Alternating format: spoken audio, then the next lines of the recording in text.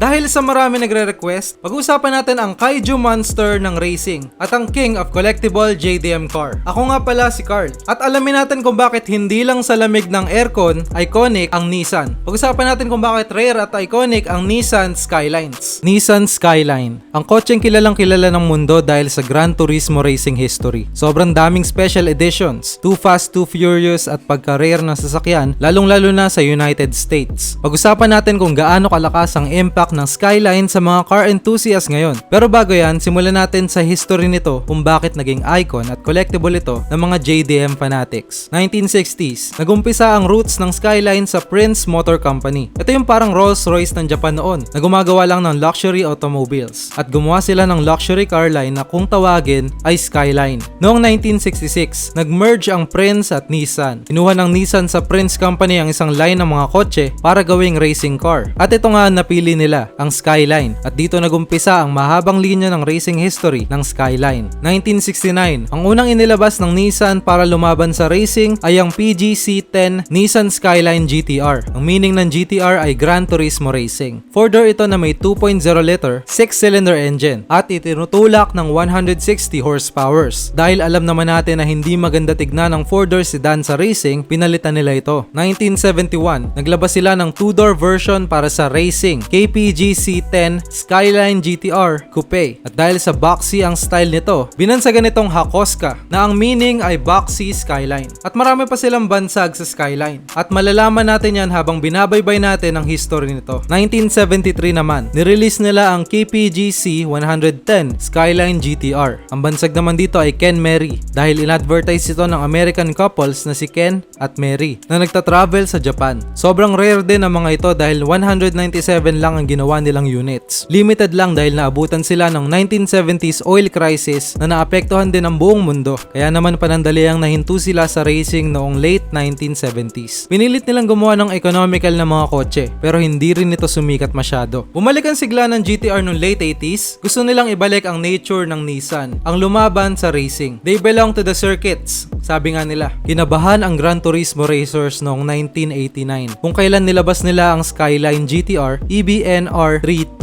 o ang iconic Nissan Skyline R32. Dinesign ito ni Naganori Ito para sa Group A Racing. Dito na nagumpisa yung lineup ng Skylines na gustong-gusto ng mga JDM fans hanggang ngayon. Equip ito ng RB26 DETT 2.6 liter twin turbo inline 6. Gumagawa ito ng 276 horsepowers at all-wheel drive ang mga ito. Gumawa din sila ng R32 Nismo version for racing na ginawa ng Special Nissan Motorsports Division o ang Nismo for short. Hindi nila binenta ito sa publiko at intended ito exclusively para sa motorsports o racing. Gumawa lang sila ng 500 units ng ganito. Sobrang rare at sobrang bilis ng Skyline R32. Simula 1989 hanggang 1993, lahat ng race na pinasukan ng Skyline, panalo lahat. Dinala nito ang Japan from zero hanggang sa ito na ang pinakakinatatakutan sa buong mundo sa mga racing leagues noong 90s. Sa sobrang phenomenal at sobrang bilis nito na para bang dragon na umuungol pag nag-overtake sa'yo, ang Australian media ay binansagan ito na Godzilla, ang famous na kaiju monster na nag-originate sa Japan. Siguro dahil naririnig pa lang nila ang ugong ng Skyline GTR, nanginginig na sila sa takot dahil nandyan na yung killer Godzilla. Ang pangalang Skyline ay kumalat na sa buong mundo. Ito rin yung kotse na mahirap ding kunin dahil makikita mo lang to sa mga TV, dyaryo at magazines. Ang Skyline kasi katulad ni Godzilla, exclusive lang sa Japan at pahirapan i-import sa ibang bansa. Daanan naman natin ang mga special versions ng Skyline GTR noong early 90s. Dahil nga malaking success at palaging panalo ang GTR noon, naglabas sila ng Victory Spec o ang V-Spec na ginawa ng Nissan para i-celebrate ang mga panalo nila sa Group A at Group N racing. At itong V-Specs nila ay sobrang rare din. Gumawa lang sila ng 1,400 units sa buong mundo. At kasunod nito, gumawa din sila ng new generation racing platform ng Skyline. 1995 nilabas nila ang EBCN R33 o ang Skyline GTR R33 na 21 seconds na mas mabilis kaysa sa R32. At pagkatapos nito, nirelease nila ang pinaniniwalaang ultimate form ng Nissan Skyline. Noong 1999, nilabas ng Nissan ang R34 Nissan Skyline GTR.